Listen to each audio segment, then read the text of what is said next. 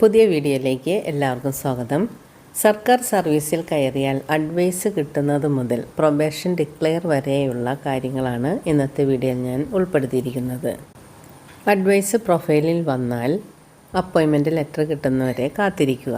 Appointment letter കയ്യിൽ കിട്ടിയാൽ ഉടനെ തന്നെ നിങ്ങൾ ഗവൺമെൻറ് ഗ്രേഡ് 1 സിവിൽ സർജൻ്റെ മെഡിക്കൽ സർട്ടിഫിക്കറ്റ് ചെന്ന് വാങ്ങുക. പിന്നെ original certificate, online verification copy, അതായത് OTV, non creamy layer certificate. Non creamy layer വേണ്ടി വരുന്നത് സംവരണ വിഭാഗത്തിലൂടെ ജോലി കിട്ടുന്നവർക്കാണ്. അതിൻ്റെ സർട്ടിഫിക്കറ്റ്, പിന്നെ ജോയിനിങ് റിപ്പോർട്ട് കൂടി എഴുതി കൊണ്ടുപോകണം. അപ്പോൾ എന്തൊക്കെയാണ് നിങ്ങൾ ജോയിൻ ചെയ്യാൻ പോകുമ്പോൾ വേണ്ടത്? Advice, appointment letter, government grade 1 civil സർജൻ്റെ മെഡിക്കൽ സർട്ടിഫിക്കറ്റ്, നിങ്ങൾക്ക് ഏതെല്ലാം യോഗ്യതകളാണോ അതിൽ ആ ജോലിക്ക് വേണ്ടത് അതും നിങ്ങൾക്കുള്ള യോഗ്യതകളെല്ലാം കൂടിയുള്ള ഒറിജിനൽ സർട്ടിഫിക്കറ്റുകളും, OTV സർട്ടിഫിക്കറ്റും, നോൺ ക്രിമിനൽ സർട്ടിഫിക്കറ്റ് ആവശ്യമുള്ളവർക്ക് അതും, പിന്നെ ഒരു ജോയിനിങ് റിപ്പോർട്ടും കൂടി എഴുതി കൊണ്ടുപോവുക. ജോയിനിങ് റിപ്പോർട്ടിനെ കുറിച്ച് ഞാൻ ഇതിനു മുമ്പ് ഒരു വീഡിയോ ഇട്ടിട്ടുണ്ടായിരുന്നു. അത് കാണാത്തവർക്ക് വേണ്ടിയിട്ട് ഡിസ്ക്രിപ്ഷൻ ബോക്സിൽ ഞാൻ ലിങ്ക് കൊടുത്തേക്കാം. ജോയിൻ ചെയ്യാനായിട്ട് നിങ്ങൾ അപ്പോയിൻമെൻറ്റ് ലെറ്റർ കിട്ടി, നിങ്ങൾക്ക് മെഡിക്കൽ സർട്ടിഫിക്കറ്റും കിട്ടിക്കഴിഞ്ഞാൽ ഉടനെ തന്നെ പോയി ജോയിൻ ചെയ്യണം. നിങ്ങൾ നേരവും കാലവും നോക്കി സമയം കളയരുത്. എത്രയും പെട്ടെന്ന് തന്നെ ജോയിൻ ചെയ്യാൻ പോവുക. അതും രാവിലെ തന്നെ പോകണം, ഉച്ചയ്ക്ക് ഒന്നും പോകരുത്. രാവിലെ തന്നെയാണ് ജോയിൻ ചെയ്യാൻ പോകേണ്ടത്. അപ്പോൾ നിങ്ങൾ ജോയിനിങ് റിപ്പോർട്ട് എഴുതിക്കൊണ്ട് പോകുമ്പോൾ സ്ഥാപന മേധാവിക്ക് നിങ്ങൾ ആരാണ് എന്താണെന്നുള്ള കാര്യം വേഗം തന്നെ മനസ്സിലാകും. അദ്ദേഹം OTV സർട്ടിഫിക്കറ്റ് ഒറിജിനലുമായിട്ട് കമ്പയർ ചെയ്ത് നിങ്ങൾ തന്നെയാണോ ജോയിൻ ചെയ്യാൻ വന്നേക്കുന്നതെന്ന് കൺഫേം ചെയ്യും. ബാക്കിയുള്ള സർട്ടിഫിക്കറ്റ് എല്ലാം കമ്പയർ ചെയ്തിട്ട് അത് എല്ലാം ഒറിജിനൽ തന്നെയാണോ എന്ന് നോക്കി നിങ്ങൾ ജോയിൻ ചെയ്ത് അങ്ങനെ നിങ്ങളുടെ ജോലി തുടങ്ങും. ജോയിൻ ചെയ്ത് അധികം താമസിയാതെ തന്നെ ഉള്ള ദിവസങ്ങളിൽ സർവീസ് ബുക്ക് ഓപ്പണിങ് ചെയ്യാനായിട്ട് ശ്രദ്ധിക്കുക. സർവീസ് ബുക്ക് ഓപ്പൺ ചെയ്യുന്നത് സർവീസ് മേധാവിയാണ്. അതിനുശേഷം സ്പാർക്കിൽ ജോയിൻ ചെയ്യുക. സ്പാർക്ക് എന്ന് പറഞ്ഞാൽ ശമ്പള വിതരണ സോഫ്റ്റ്വെയറാണ്. സ്പാർക്കിൽ ജോയിൻ ചെയ്ത് കഴിയുമ്പോൾ ഒരു പെൻ നമ്പർ കിട്ടും. പെൻ നമ്പർ എന്ന് പറഞ്ഞാൽ പെർമനൻറ്റ് എംപ്ലോയി നമ്പറാണ്. ആ നമ്പറാണ് നമ്മൾക്ക് അത്യാവശ്യമായിട്ട് വേണ്ടത്. പോലീസ് വെരിഫിക്കേഷന് വേണ്ടിയിട്ട് 3-4 പേജുള്ള ഒരു ഫോം ഉണ്ടാകും. ആ ഫോമിൽ നമ്മൾ പഠിച്ച സ്ഥാപനങ്ങൾ, താമസിച്ച സ്ഥലം, ഇപ്പോൾ താമസിക്കുന്ന സ്ഥലം തുടങ്ങിയ എല്ലാ കാര്യങ്ങളും ഡീറ്റെയിൽസ് അതിൽ എൻട്രി ചെയ്യാനുണ്ടാകും. അതൊക്കെ വളരെ ഭംഗിയായിട്ട് പൂരിപ്പിക്കുക. ഈ പൂരിപ്പിച്ച ഈ ഫോമും പിന്നെ OTV സർട്ടിഫിക്കറ്റ്, അപ്പോയിൻമെൻറ്റ് ഓർഡർ, അതെല്ലാം കൂടി സ്ഥാപന മേധാവി നിയമ അധികാരികൾക്ക് 1-2 ആഴ്ചക്കുള്ളിൽ അയച്ചു കൊടുക്കേണ്ടതുണ്ട്.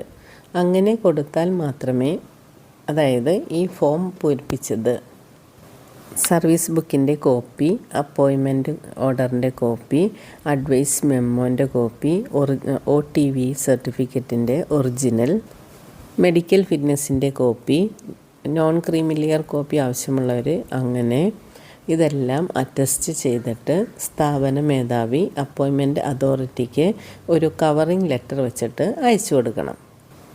ഇത് എത്രയും പെട്ടെന്ന് നടന്നാൽ മാത്രമേ പോലീസ് വെരിഫിക്കേഷനും PSCയുടെ സർവീസ് വെരിഫിക്കേഷനും നടക്കുകയുള്ളൂ. റാങ്ക് നമ്പർ, നിങ്ങളുടെ റാങ്ക് നമ്പർ സർവീസ് ബുക്കിൽ നോട്ട് ചെയ്യും. ഇപ്പോൾ റാങ്ക് നമ്പർ എന്ന് പറഞ്ഞാൽ, ഇപ്പോൾ റാങ്ക് ലിസ്റ്റിൽ വരുന്ന നിങ്ങളുടെ എക്സാമ്പിളായിട്ട് നിങ്ങൾ 20ാമത്തെ റാങ്ക് നമ്പറാണെന്നിരിക്കട്ടെ. ആ 20ാമത്തെ നമ്പറല്ല സർവീസ് ബുക്കിൽ എഴുതുന്നത്. ഇപ്പോൾ ഒരു 40 ഒഴിവുകൾ വന്നു. അതിൽ PSC അന്നേരം ഒരു റൊട്ടേഷൻ ചാർട്ട് ഉണ്ടാക്കും.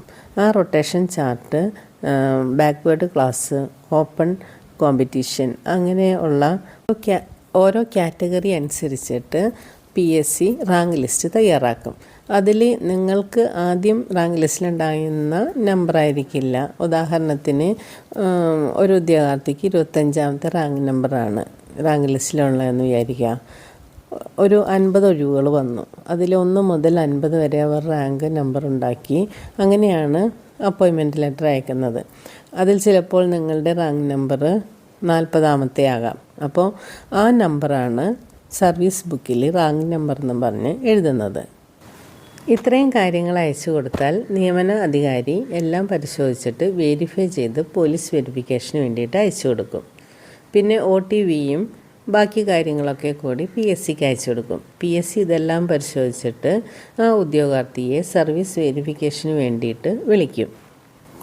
അത് നിങ്ങളുടെ PSCയുടെ പ്രൊഫൈലിലൂടെയും മെയിലിലൂടെയുമാണ് അറിയിക്കുന്നത്. അത് ആ അറിയിപ്പ് ശ്രദ്ധിച്ചിരിക്കണം.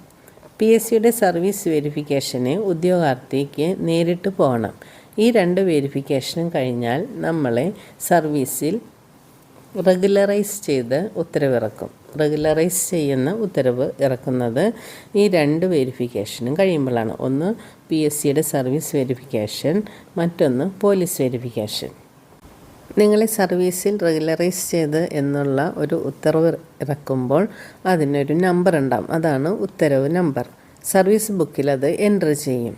ഇത് ചെയ്യുന്നത് സ്ഥാപന മേധാവിയാണ്. ഇത് കഴിഞ്ഞിട്ടാണ് പ്രൊബേഷൻ ഡിക്ലെയർ ചെയ്യപ്പെടുന്നത്. ഇതിൻ്റെ പാരലായി തന്നെ ഓഫീസിൽ നടക്കേണ്ട മറ്റു കാര്യങ്ങളെക്കുറിച്ച് പറയാം. 2013 ശേഷം സർവീസിൽ കയറിയവരെല്ലാം NPS, അതായത് നാഷണൽ പെൻഷൻ സ്കീമിലാണ് ഓപ്പൺ ചെയ്യേണ്ടത്. അതായത് NPSൽ ഓപ്പൺ ചെയ്യണം. എന്നിട്ട് പ്രാൻ അക്കൗണ്ട് എന്ന് പറഞ്ഞാൽ പെർമനൻറ്റ് റിട്ടയർമെൻറ്റ് അക്കൗണ്ട് നമ്പർ, ഒരു 12 അക്ക നമ്പറാണ്. ആ നമ്പർ നമ്മൾ കരസ്ഥമാക്കണം. സർവീസിൽ ജോയിൻ ചെയ്തിട്ട് 30 ദിവസത്തിനുള്ളിൽ നമ്മൾ പ്രാൻ ഓപ്പൺ ചെയ്തിരിക്കണം. അത് എന്താണെന്ന് വെച്ചാൽ NPSലേക്കുള്ള കോൺട്രിബ്യൂഷനാണ്. ബേസിക് പേ പ്ലസ് DA കൂട്ടിയുള്ള 10% തുക, അതാണ് NPSലേക്ക് അടയ്ക്കേണ്ടത്. അത്രയും തുക തന്നെ സർക്കാരും അടയ്ക്കണം. ഇത് 30 ദിവസത്തിനുള്ളിൽ ചെയ്തിരിക്കണം. അപ്പോൾ ഇത്രയും കാര്യങ്ങളാണ് നമ്മൾ ജോയിൻ ചെയ്തിട്ട് ഉടനെ തന്നെ ചെയ്യാനുള്ളത്. അപ്പോൾ ഇത് ഇത്രയും ചെയ്ത് കഴിയുമ്പോൾ പ്രൊബേഷൻ ഡിക്ലെയർ ചെയ്യാനുള്ള എല്ലാ കാര്യങ്ങളുമായി.